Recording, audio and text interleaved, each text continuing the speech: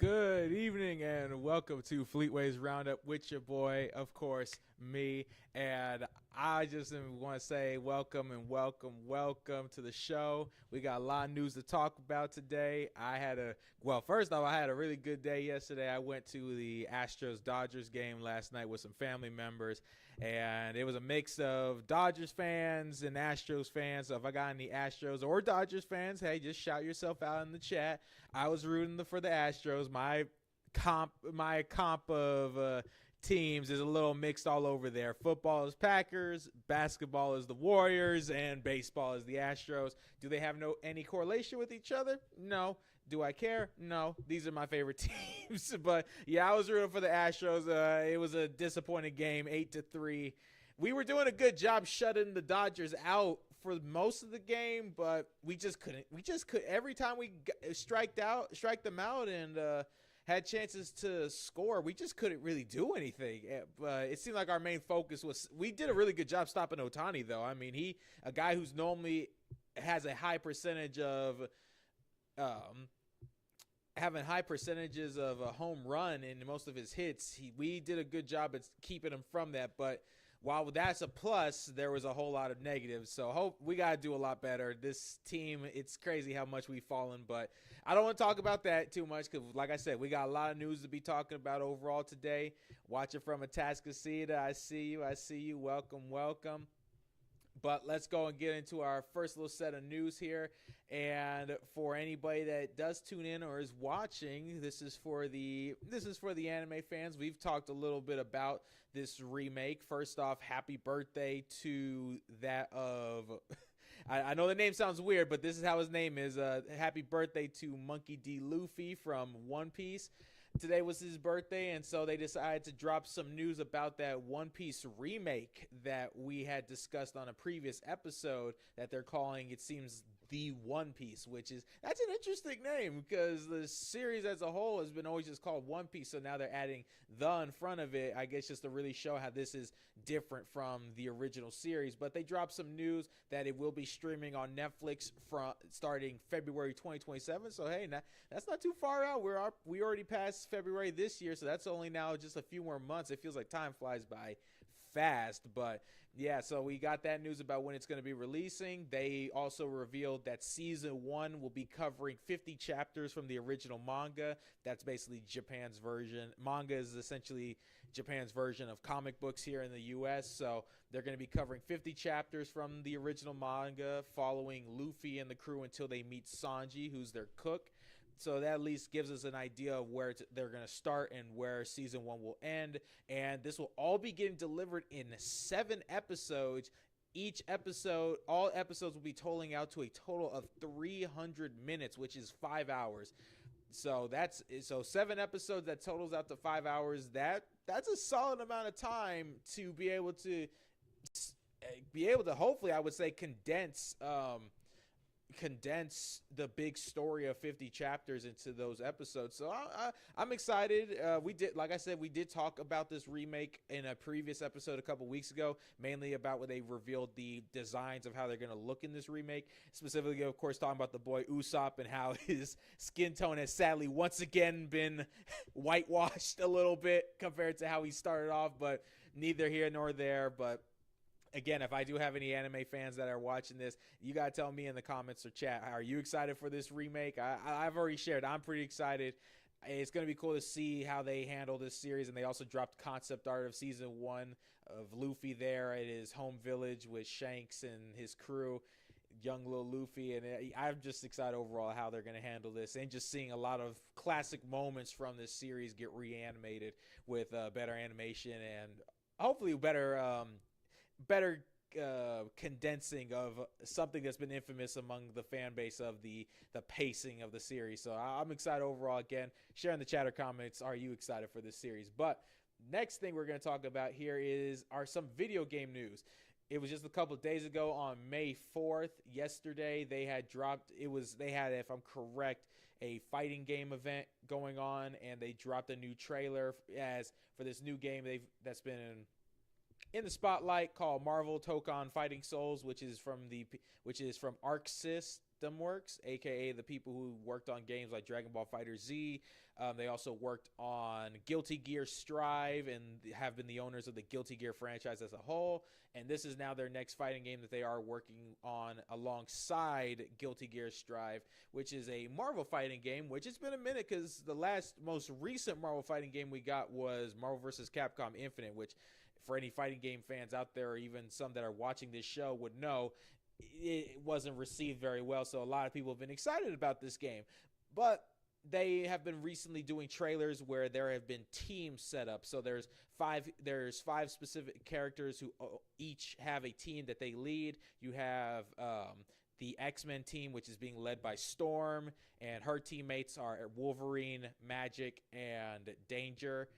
Then you have Spider-Man's team, which has him, Kamala Khan, Miss Marvel, Penny Parker, and Star-Lord. Then another team that just got recently revealed was the Avengers team, which is Captain America, Iron Man, Hulk, and Shuri as Black Panther. So not T'Challa, but Shuri, his sister, which for anybody that maybe isn't familiar with the comics or even the games, people would know that Shuri is currently Black Panther in the MCU, as that was the whole storyline after Chadwick Boseman's passing. But the reason we're talking about Shuri being announced as the Black Panther for this game is it kind of came with some controversy, where after this reveal happened, a lot of supposed T'Challa fans on the internet have been going absolute buck wild. They have been criticizing this.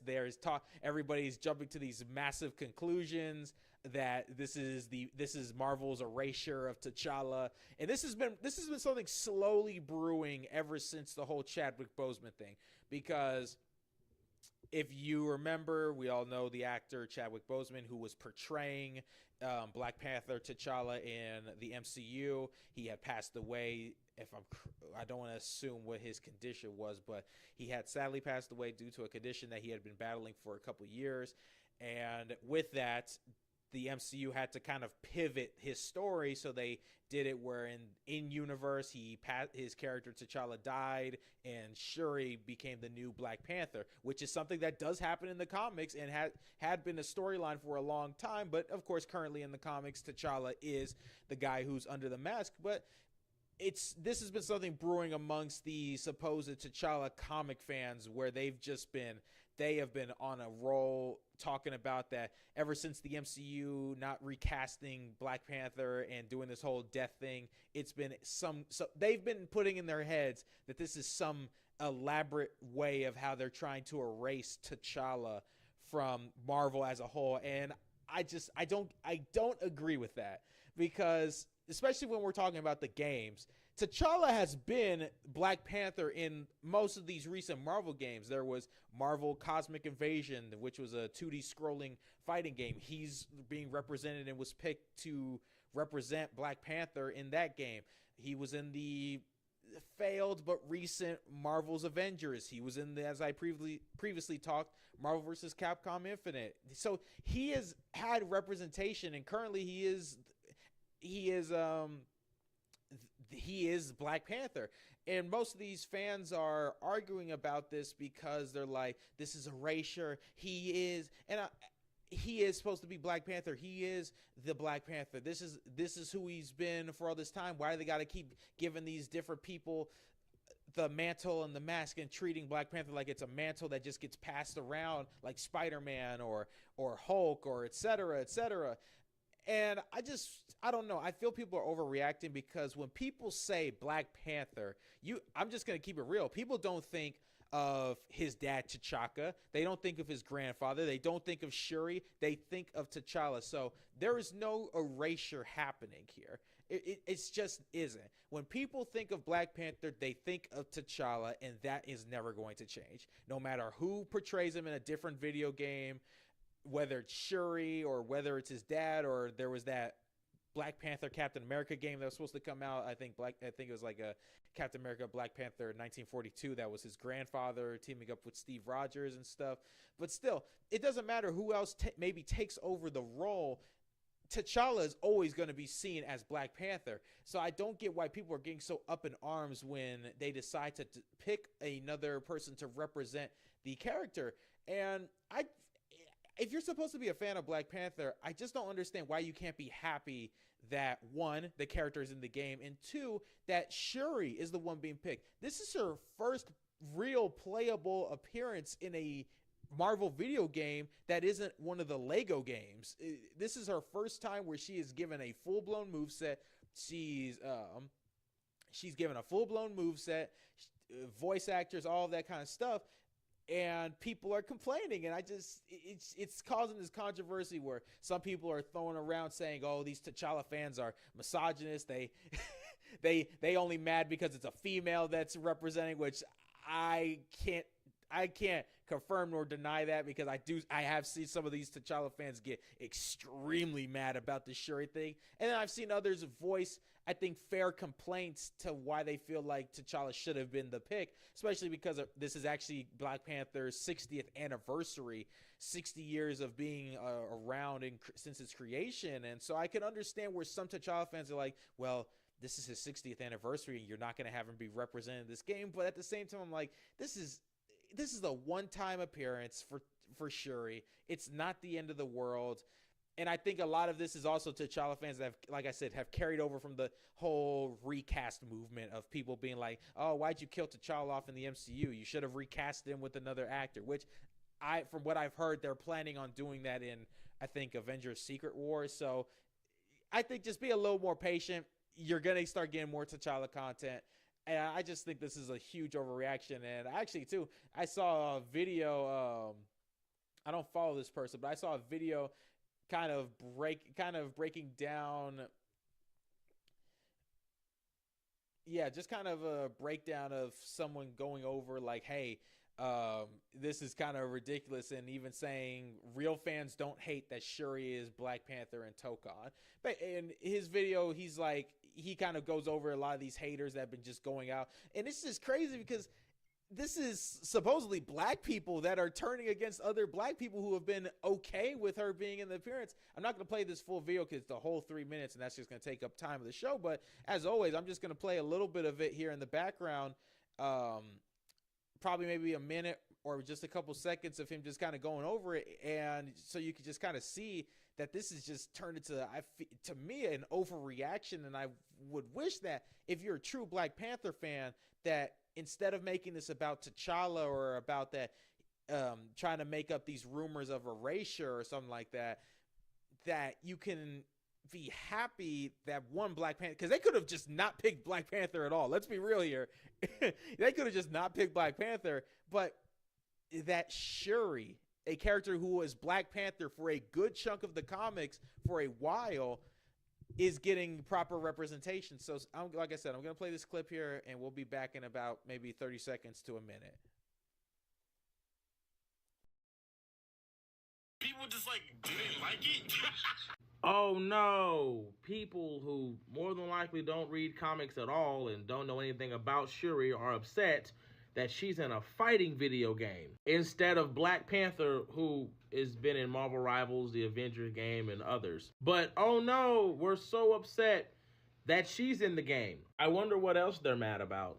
Under my tweets, I got people calling me LARPer, oh, you're happy with anything, all that types of stuff. And I'm just confused. Oh no, a bunch of fake fans are upset that somebody they've never even met was excited that a comic book character got added to a fighting game. And those very fake fans got upset that a comic book character who has existed for years not only got added to the game, but because somebody was happy and excited that they finally got to see her in a video game, their fake fan non-reading asses got so upset and tried to call somebody else a LARPer, even though if they just looked in the fucking mirror, they would see who the real LARPer was. Because who the fuck gets on the internet to get upset because somebody is excited for a playable fucking character? Yeah, so you see he gets a pretty passionate about the whole thing, but he still makes some good points. It's weird that people are getting upset on anyone that's actually excited or happy that she is in this game. And I can understand on one hand that you wanted T'Challa because you feel that he is Black Panther. And like I said, I agree. I think T'Challa is Black Panther. I don't think anybody will ever be able to replace him. So I just think if people understood that they could at least acknowledge that just because someone else is under the mask just for representation does not mean that they're erasing her. And two, you also have to remember the MCU is doing this. Shuri is currently Black Panther in the Marvel Cinematic Universe, so it makes sense that maybe that could be a little bit of that cross promotion that they're doing there, since that's who's being represented. But at the same time, the creators for this game have already been proving that they're not really gonna just grab every typical character. They're gonna shake things up, and she's clearly the shakeup on that team. But again, like I said, that's in my opinion. I think it's an overreaction. I think people should be a little bit more happy of her inclusion in this, and that just happy in general that at least Black Panther is in the game. Because like I said, they don't owe you anything. They could have chose another Marvel character to put in here, but they chose a Black Panther while also giving an opportunity for another person that's under the mask that has been under it for a while a chance to shine. But you share your opinions in the chat or comment. What do you think? Do you think this is an overreaction? You think people should just be happy? Or do you think that people who are T'Challa fans should be upset? Again, that's what the chat or comments for. What do you think about that? But we're going to move on to some more video game news here, as there has been some recent people have been getting chances to play this new Lego Batman game that's supposed to be coming out. That's going to be kind of a celebration of the Batman franchise and series as a whole, where I think if I'm correct, it's called Lego Batman Legacy of the Dark Knight. So they're talking about every kind of representation of the character, from whether animated to live action. They've shown scenes being recreated from like Dark Knight movies from Christopher Nolan, to some of the costumes being from the comics and series, all that kind of stuff. And one of the things that was shown off is we had kind of a recreation of the Batman animated series opening, the series from 1992, being represented in the Lego game here. And I'm going to play it in the background while I talk about it. But anybody that was watching this series back in the 1990s, this was the big talk. Of course, I wasn't born in that time, but I did catch some reruns of the show, and I understand that its importance to Batman as a character is very much prevalent, especially when it pertains to the guy who voiced him, Kevin Conroy, which we actually have some news about him too involving with this game, because sadly he did pass away a couple years ago. He's been such an iconic voice for this character. Like, when people think of Batman in animated form, they think of Kevin Conroy, and you see they're recreating this whole scene here with the lighting, everything, and it's just cool seeing when they do this kind of stuff. So overall, I'm glad that they're representing a very famous time in Batman's history there, but in Lego form. And one of the other news, though, with this game is people noticed when playing this new demo that's came out for people to try out, is people noticed there is a poster when roaming around in this open world where it seems to be a tribute to Kevin Conroy, where it says Gotham City Radio, After Hours with Conroy, the voice of Gotham's Knight. And yeah, that's cool. That's a really, and of course this next picture here is that is Kevin Conroy right here, the voice of Batman from that series. He's voiced him in a lot of Batman projects. To a lot of Batman fans, we see him as the Batman. So it's cool that they're giving some sort of tribute to his work in at least some kind of Easter egg form. He sadly passed away probably before they could have ever got him to at least do some final voice lines for this game. But still, again, it's nice that they're at least paying respects to him and what he means to this overall. I hate that slippery hero. He and the thing kill me every time. Oh my goodness. I see someone probably talking about that. Talking about the game Marvel Rivals. I understand that. I know that Black Panther in that game is very tough. But again, still, I'm very glad and proud that they're like I said, they're representing Kevin Conroy, and game is supposed to be just a big celebration of Batman as a whole, and Kevin Conroy is a big part of that. So again, anybody that's grew up with this series or even maybe knows of Kevin Conroy and what he's done as the voice of Batman, you see some people in the comments here posting gifs and all of that from this animated series. Like I said, he's a big part of the Batman mythos. So again, glad that he's getting that representation. What do you think about it? Are you happy that Kevin Conroy is at least being paid some respects in this game?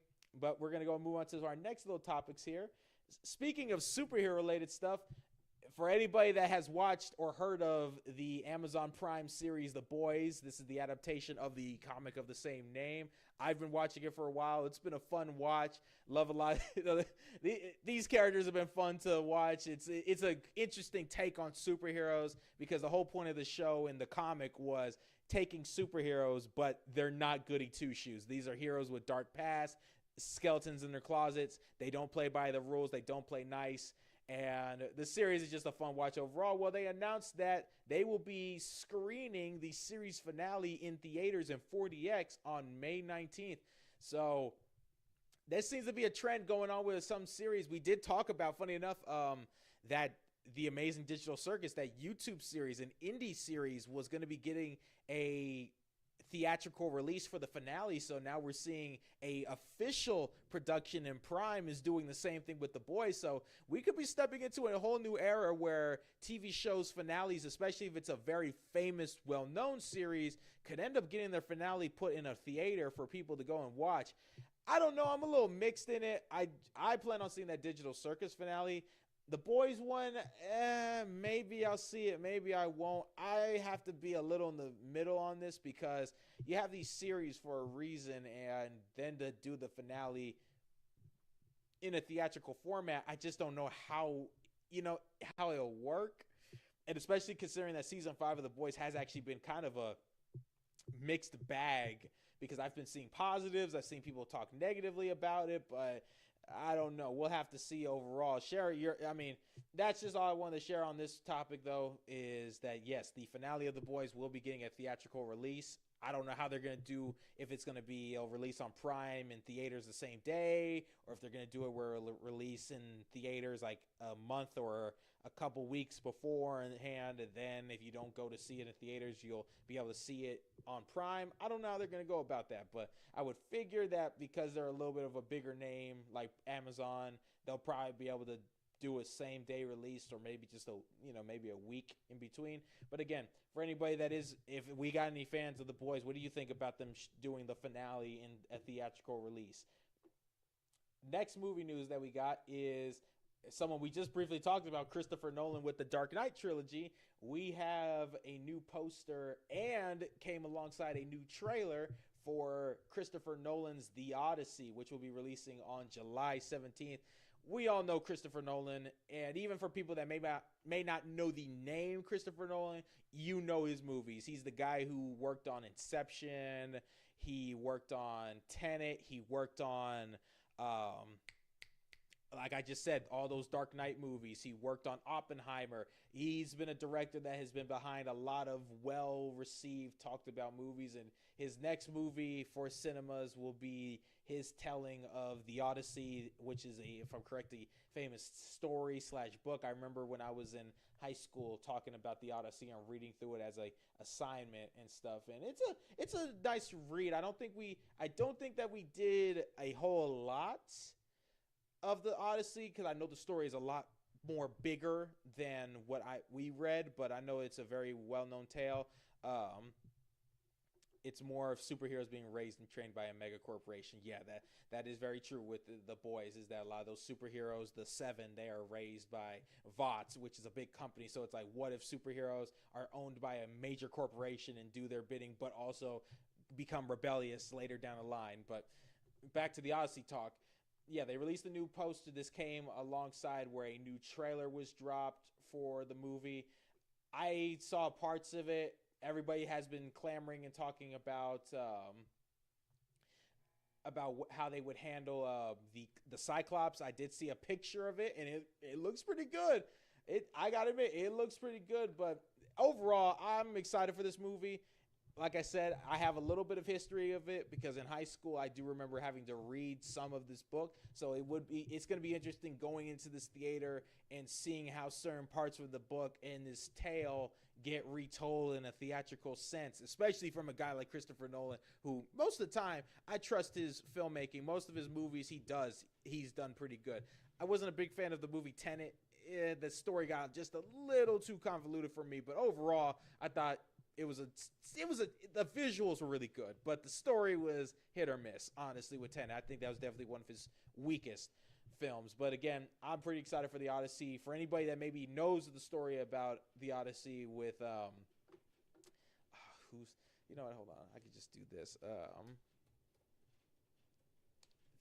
Odyssey. Yeah, the Odyssey, the story about Odysseus and the Trojan War. I'm pretty sure that someone, no matter your age, has probably had a moment, whether like maybe in middle school, high school, that you had like some kind of class had you read or at least talk briefly about the Odyssey. So I think there's got to be at least someone out there that knows about it. Your mom, your dad, your grandparents, someone at some point in your life you knew about the Odyssey. So if you do remember this, what do you think about Christopher Nolan getting ready to dip his toes in doing his theatrical take on this book? Like I said, I'm pretty excited. Share your opinions in the chat or comment. I know I have a friend at work that he's not too excited. He's been very vocal about his opinion on he's been very vocal about his opinion on Christopher Nolan doing the Odyssey and stuff. So I know he doesn't really care for it, but I'm pretty excited. And I know I got another friend who's a Christopher Nolan fan. So again, like I said, share your opinions in the chat or comment below. What do you think about this? Our next movie news is we did get also another new poster for, yep, that's right. We got a new poster for Scary Movie 6. Yeah, for anybody that didn't hear about it, Scary Movie 6 is happening. It's been years since the last Scary Movie, Scary Movie 5, and I remember watching a few of the Scary Movies. They've been iconic in the parody movie. They've been pretty much up to par with parody movies. Like we all know Naked Gun and those films. Scary Movie was up there as being a staple of the parody movie. I don't even know, like I guess genre, the parody movie genre. So as you see, we're seeing Regina, she's back. The Wayans brothers, they're back. A lot of returning characters, and like the tagline says, every line will be crossed. That's one of the things that was big with the Scary Movies. They made all the insensitive jokes. Like, I mean, you could watch Scary Movie 2 and they made all kinds of jokes about the Diddy parties and stuff. So yeah, it's gonna be interesting. I saw that trailer and yeah, they ain't holding back. They plan on making a movie that will be as controversial as possible and will probably find a way to make someone angry. They made LGBTQ jokes, they made black jokes, white jokes, all of them. And you see some of the movies they're going to be making fun of course, Scream, which has been one of the more recent horror movies out there. They're going to be making fun of Megan. They're going to be making fun of Sinners, Wednesday, Long Legs, and yeah. Also, they got The Stuff, which was the what was that movie? It was The Substance. Yeah, so they're going to be making fun of all kinds of they're going to be making fun of all these horror movies that have been recently coming out. Like I said, I saw the trailer. It's got some funny jokes that made me chuckle, that made me laugh. I think one with Cindy and what was her character? What was Regina's character's name? I can't remember, but they reunite, and she's like, Cindy is like, oh, but I don't know if I can hug you since I'm Republican now, and I'm supposed to be racist. And she's like, oh, girl, I think all white people racist. And they, like I said, they be going for all the jokes. They don't care. They plan on, they don't care. They plan on making fun of anybody and everybody. Yeah, it's been me that's been vocal. Okay, so yeah, my friend is watching now about the Odyssey, but Yeah, so Scary Movie 6, that's the new post they released. Anybody who's maybe watched those scary movies, all of them, my favorite's been 2. I think that's got the most iconic jokes out of the franchise. But again, for anybody that's been a scary movie fan or just knows of the franchise, you share your opinion. What do you think about them doing a 6th movie and coming back all these years? But we're going to go and transition now to a little bit of some basketball news. As again, we've talked about in some previous episodes, the NBA playoffs has been going on, and man, oh man, things have just these playoffs have been heating up. I gotta tell you, these playoffs have been all over the place. You heard me talking all this praise about the Celtics and how they were looking like a team to beat. I guess I was wrong. I guess I was wrong because the Celtics, they blew a 3-1 lead in the series to the 76ers. They let the Sixers come back and beat them in Game 7 and move on in the playoffs, where they are now playing the New York Knicks, which that matchup is not looking too hot right now, as the Knicks blew them out in Game 1, 137-98. Which, if that's a sign for anything, then that's a sign that the Sixers, maybe they're not so ready to play against a team like the Knicks, who finished off their series against the Hawks with a blowout win. So again, any 76ers Philadelphia fans, cross your fingers or put on your jerseys, because your team may be in trouble, as they'll be going into Game 2 tomorrow night at 6 p.m. Central Time. Currently, we got 2 games. Quarter 4 is going on for the Detroit Pistons and the Cleveland Cavaliers with 11 minutes and 50 seconds. This is Game 1 for them. Currently, the Pistons are leading, and that was a team that almost didn't make it into the next round, as they had a very close match against the Magic, and they were able to finally close it out, but it got scarily close for the Pistons. But hey, they closed it out. Now they're facing James Harden and the Cavaliers, and I think the Cavaliers have been playing pretty solid, so we'll see who comes out on top in this game.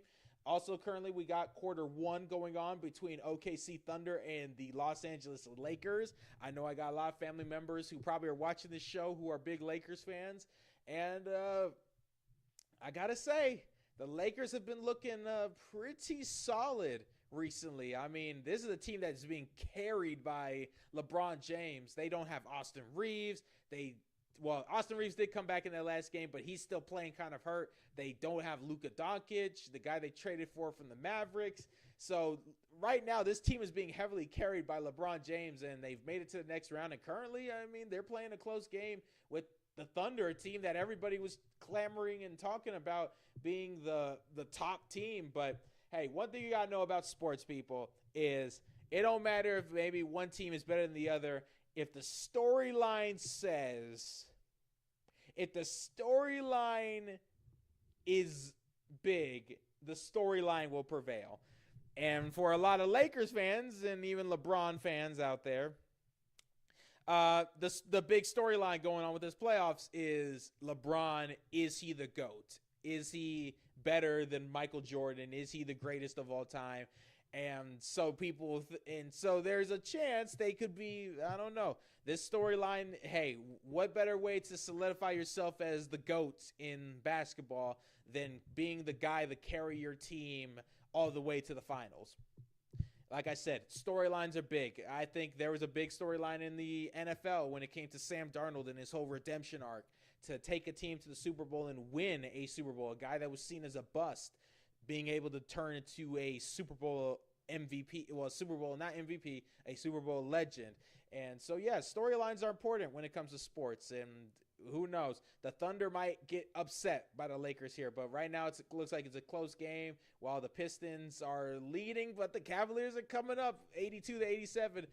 We also see here the Timberwolves. They were able to win Game 1 against the Spurs, another team that was being seen as a high-end best team, the team to beat, and they got beat in Game 1, so we'll have to see how that turns out. But yeah, these are our final 4. These are our final, 2 matchups in each conference, the East and the West Conference, and these are our final 8 teams that are remaining in the playoffs. Share in the comments in the chat. Is one of your favorite teams playing right now? Or if not, then who's sharing? Also, who's your favorite team that you like to watch or root for? I already shared who mine is, and sadly, we got eliminated pretty quickly. But we're going to go move on to some NFL news, as there is a lot. Well, not a lot, but a decent amount to talk about here. And first off, we're going to talk about my Green Bay Packers, as on May 4th, it was announced that the Packers had signed veteran quarterback Tyrod Taylor to back up Jordan Love. This has been something that a lot of Packers fans have been talking about, especially after the draft, which also, too, I just want to say, do not worry. I still am planning on recording. It's not going to be, I'm not planning on doing it like the typical live format where I go live, you guys watch me live, and then if you missed the episode, you could just re-watch it. I plan on recording an episode of me finishing off my draft grades of every team that drafted in the first round and just kind of sharing overall what my thoughts. So don't worry, I've not forgot about that. For anybody that likes to hear about draft grades, I am going to still go over that. But again, after the Packers had finished their draft, one of the things that they weren't able to really address was getting a backup QB, because a lot of people talked about how the Packers, their QB room is not good. It consists of Kyle McCord and Desmond Ridder. That's not a good QB room, and to really put your trust in either of those guys to back up Jordan Love in case he gets hurt, it just doesn't sound like a recipe for success. And our good backup QB in Malik Willis, he sadly got picked up by the Dolphins, so we can't rely on him anymore. And we did go out there and pick up undrafted free agent Kyron Drones, and even he's not really that good of a QB. So finally, the Packers signed a veteran. They signed a guy who has been in the league for 16 seasons now, Tyrod Taylor. You've probably heard his name. He has jumped from team to team to team, and now he has officially landed with the Green Bay Packers. Tyrod Taylor is heading to a new home for his 16th season. The veteran quarterback signed with the Green Bay Packers on Monday, the team announced. Taylor's move to Wisconsin marks his 8th NFL team and his first foray outside of New York since the 2021 season, which he spent in Houston. He'll pack his bags for another opportunity to serve as a backup, this time to established franchise quarterback Jordan Love and Matt LaFleur's offense, a scheme the coaches stated will be stripped down and reinstalled in 2026 as if it were his first year in charge of the Packers. So, yeah, Tyrod Taylor, he's heading into a new system. He's going into, like they said, this is a very drastically different team for him. He's been normally in New York with the Jets for years. That's probably where you've seen him most recently.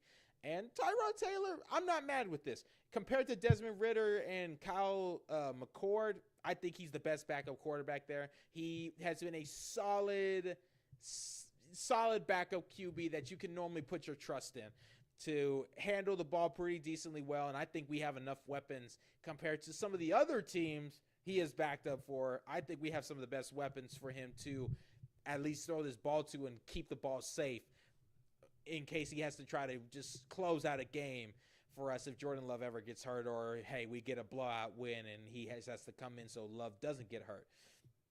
So, again, I'm happy with this. I can't be upset with this. We needed a backup QB, and I think Tyrod Taylor is a solid choice there. If there is any other Packers fans who maybe are watching this episode, you share your opinions. How do you feel about the Packers signing Tyrod Taylor to be the backup to Jordan Love?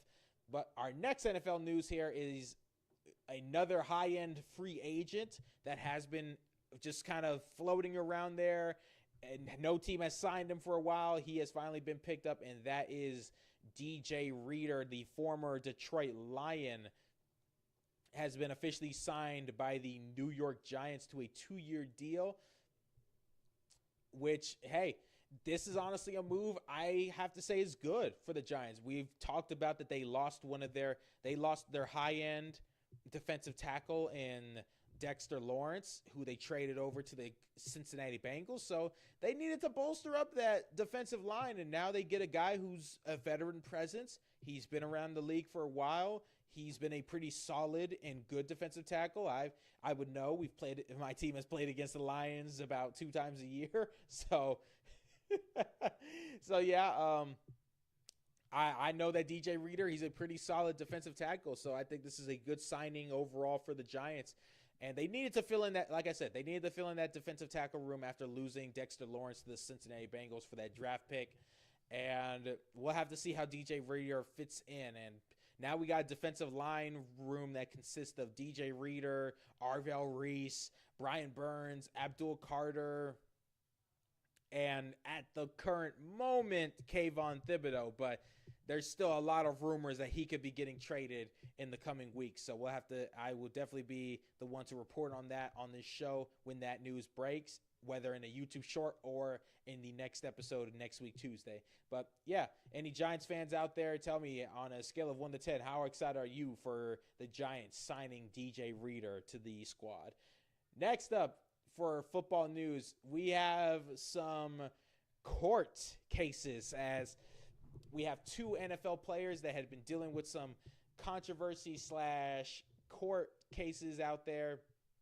One on the offense, one on the defense, one being a recent Super Bowl appearing receiver in Stefon Diggs, the former ex-boyfriend of Cardi B.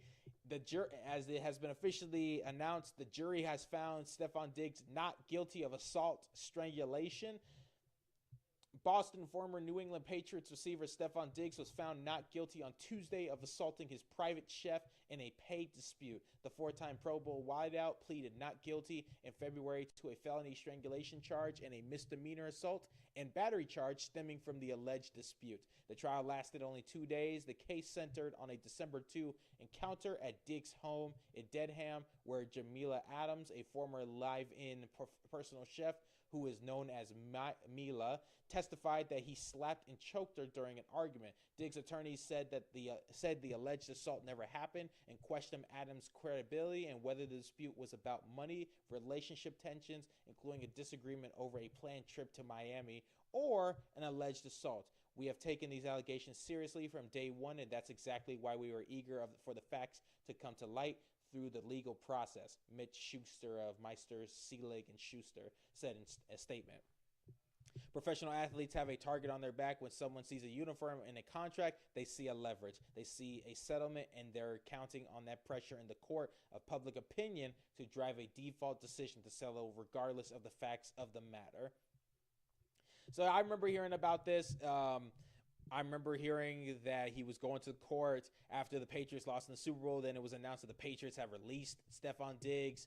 And it was like the worst kept secret. The Patriots were releasing Diggs because they didn't want that drama to be affecting the locker room, which is understandable, even though they currently now have a head coach and Mike Vrabel, who has a lot of outside drama involving cheating on his wife with a NFL reporter that could be heavily affecting the team, and yet he's still at this current moment coaching. I don't know how long that's going to last, but still he's there, so their priorities are all over the place, if you ask me. But I don't know. I'm in between on this. You just never know with this kind of stuff. They're right.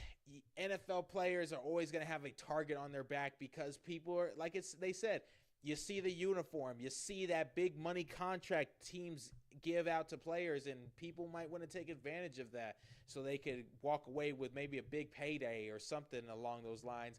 But at the same time, hey, we know Tyreek Hill formerly of the Miami Dolphins and all his stuff with his ex-wife and all that kind of stuff. So it goes on both sides. Sometimes the NFL player just ends up being a POS and just a serious jerk and an actual menace to society, or you have someone that just is innocent and just is sadly wrong place, wrong time, or just getting attached to this kind of stuff because people want money from them.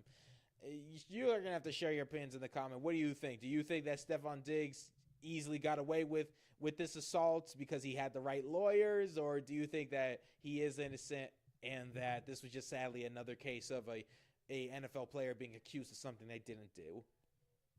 Again, that's what the chat and comments for. What do you think about this? But hey, this does have big implications because now that this is all over and he's not guilty, He is a free agent receiver, meaning that there's going to be a lot of teams now where I would not be surprised in the coming days if we hear a team out there that doesn't have a star receiver or doesn't have any good receivers to maybe sign him to a 2-year or 1-year deal where he could be there to bolster that. Who knows? Maybe the Raiders might want to sign Stefon Diggs, considering all they really have in that receiving room is Trey Tucker, Jalen Naylor, Jack Betch,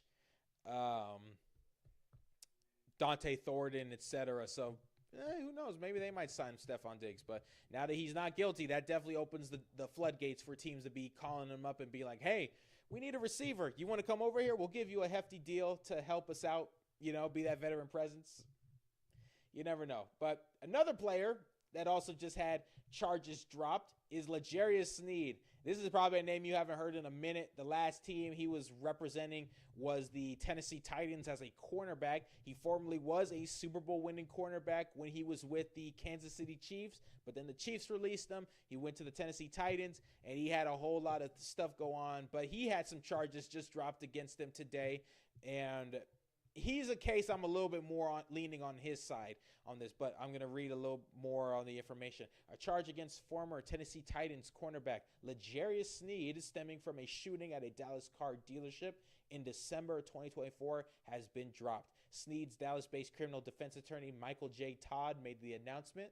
Sneed was originally charged with an aggravated assault, but the charge was reduced to a misdemeanor offense of failure to report a felony under circumstances in which serious bodily injury or death may have resulted, and knowingly failing to immediately report the commission of the offense to a law enforcement officer. The charge is punishable by 1 year in county jail and or a fine of up to $4,000. The incident allegedly occurred on December 6, 2024, when Christian, I'm not even going to try to pronounce that, who owns an exotic car rental business and was researching vehicles for his company, was sitting inside a Mercedes G-Wagon at a dealership in Carrollton, Texas. Like I said, I'm not pronouncing that last name. Said Sneed and his personal assistant pulled up to the dealership in a rented Lamborghini Urus and shot at him while he was sitting inside his vehicle. I guess I gotta try and pronounce it because his name keeps popping up. Shimeyana. Shimeyana. I think I said that maybe right. I think the N is silent. Shiyama filed a $1 million lawsuit against Sneed and a defendant listed as John Doe of an unprovoked attack in cold blood in broad daylight. According to the lawsuit, Shiyama identified Sneed and his assistant at the car dealership, but didn't recognize Sneed from his NFL career or television. And also does not recall ever meeting Sneed before that day. The lawsuit says the defendants might have mistaken N for someone else. The lawsuit is still pending. Sneed posted this on social media after the announcement. Been such a toll on me the past 2 years. The weight is finally off. Tell that devil I'm coming back for everything he tried to steal. So we'll have to see how this all turns out. But again, I mean, congratulations on the charges being dropped. This is similar to Stefon Diggs. Now that these charges have been dropped, I definitely could see a lot of teams that could be cornerback needy signing him to their team, because when you got these kind of things going around, whether it's a court case or charges, a lot of times teams want to stay away from that because they don't want that affecting their locker room, unless you're the Kansas City Chiefs and Rashee Rice. I'm sorry, Chiefs fans. I had to take a jab at your team. I don't like the Chiefs, and I still don't understand how Rashee Rice is still on that team after the whole car thing, but I digress. Again, hey, congratulations to L'Jarius Sneed.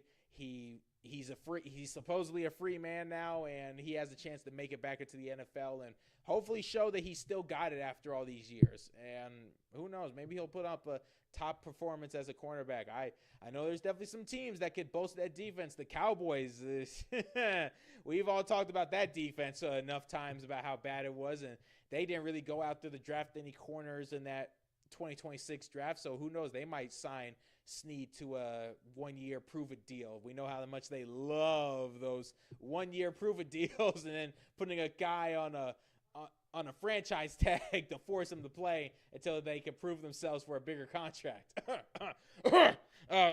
George Pickens.